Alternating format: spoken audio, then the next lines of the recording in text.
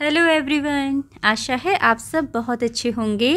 आज हम कक्षा 2 हिंदी का पाठ 24 जिसका नाम है गिरी ताल में चंदा मामा, इस कविता को पढ़ेंगे, समझेंगे और इसके प्रश्न उत्तर पूरे करेंगे। ठीक है। तो बच्चों, ताल का मतलब क्या होता है? तालाब। ठीक है, ताल का मतलब यहाँ तालाब से है। तो ये देखो, यहाँ चित्र में भी दिखाया है, ये एक तालाब है और चंदा मामा तालाब में गिरे, ये कविता है। ठीक है, देखते हैं क्या है इसमें। गिरे ताल में चंदा मामा, सबने देखा सबने देखा। फंसे जाल में चंदा मामा, सबने देखा सबने देखा। सबने देखा एक अचंभा, मछुआरे ने जाल समेटा।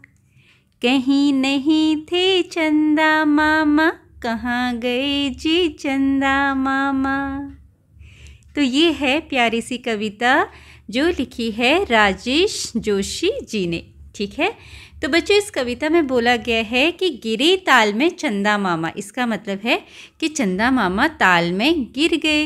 लेकिन देखो कैसे गिरे, क्या चंदा मामा सचमुच में ताल में गिरे हैं? नहीं। तो नीचे जो ताल में दिखाई दे रहा है वो क्या है? वो चंदा मामा की परछाई है। ठीक है, तो इसमें बोला है कि चंदा मामा ताल में गिरे हैं, लेकिन ताल में तो चंदा मामा की परछाई है।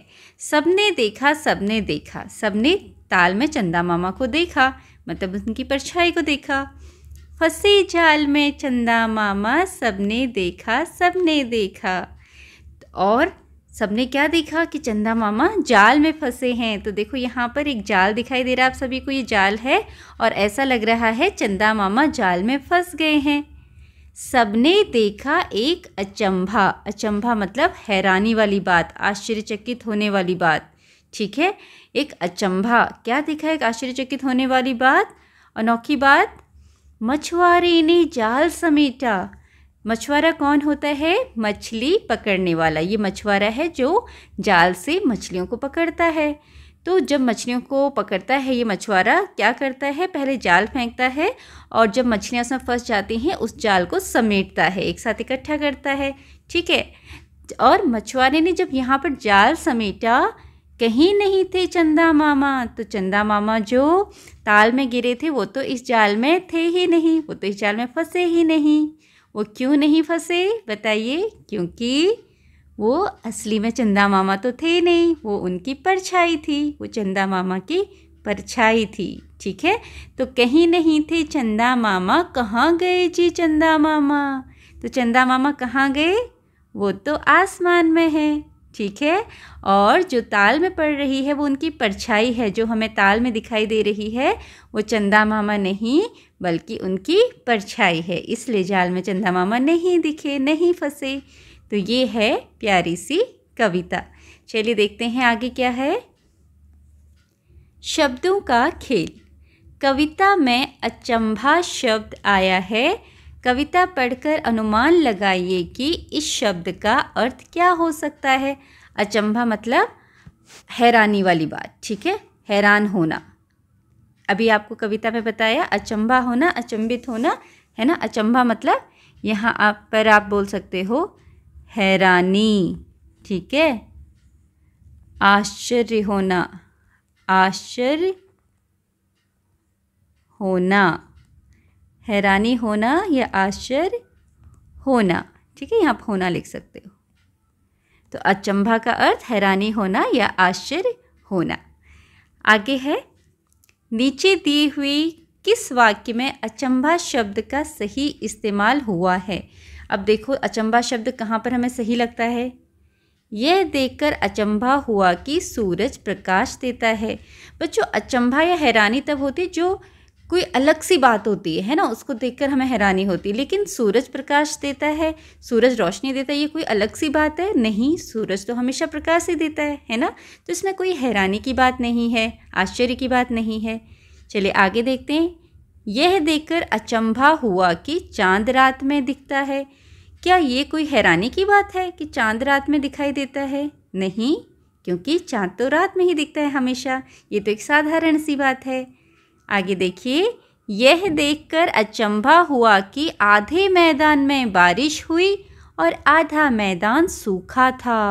तो बच्चों कभी ऐसा होता है कि आधे एक मैदान है और बारिश हो रही है, लेकिन आधे मैदान में ही बारिश हुई है और आधा मैदान सूखा है। ये थोड़ी हैरानी की बात है ना। ऐसा बड़ा काम बहुत मुश्किल से होता है, तो ये हैरानी की बात है, ये अचंभे वाली बात है। तो हम इसको सही मार्क करेंगे, ठीक है।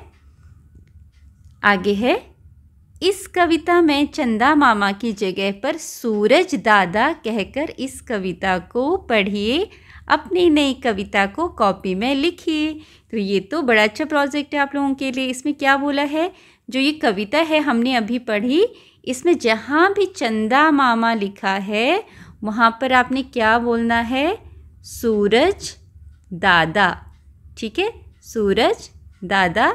और इस वहाँ पर चंदा मामा की जगह सूरज दादा लिखकर इस कविता को अपनी कॉपी में लिखना है और दोबारा से इसको पढ़ना है। यहाँ भी चंदा मामा है, यहाँ भी आप सूरज दादा बोलेंगे, यहाँ भी चंदा मामा है, यहाँ भी सूरज दादा, यहाँ भी चंदा मामा, यहाँ भी सूरज, द से दादा, सूरज हम शॉर्ट में लिख दिया, द से दादा, यहाँ भी सूरज दादा, ठीक है। इस तरीके आप सूरज दादा बोलेंगे। चलो एक बार बोल के देखें।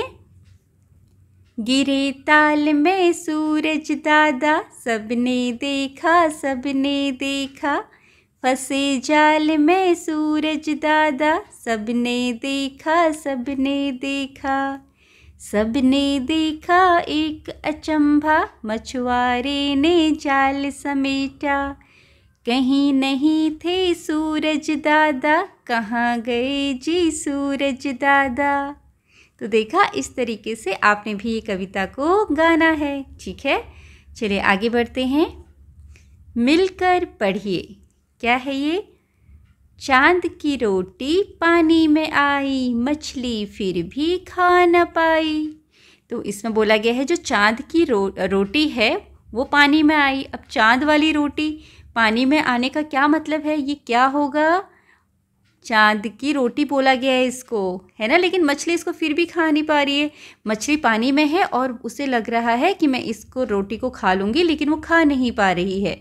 क्यों नहीं खा पा रही होगी मछली इस रोटी को, क्योंकि ये चांद की परछाई है, चांद नहीं है ना। तो इसलिए मछली इसे खा नहीं पा रही है। आगे बढ़ते हैं, सोचिए और लिखिए। तो इसी के बेसिस पर आपको प्रश्न पूछे गए हैं, चांद की रोटी किसे कहा गया है। तो आप यहाँ लिखेंगे चांद की रोटी चांद की परछाई को कहा गया है।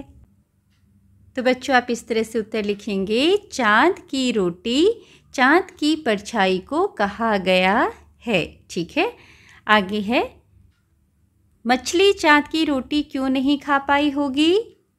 मछली चांद की रोटी इसलिए नहीं खा पाई होगी क्योंकि वह तो परछाई थी, क्योंकि वह चांद की परछाई थी। तो आप इस तरह से उत्तर लिखेंगे, मछली चांद की रोटी इसलिए नहीं खा पाई होगी क्योंकि वह रोटी नहीं चांद की परछाई थी, ठीक है। तो बच्चों इस तरह से आपका ये प्यारा सा छोटा सा पाठ पूरा होता है। आशा है आपको ये पाठ समझ में आया होगा। Thank you for watching.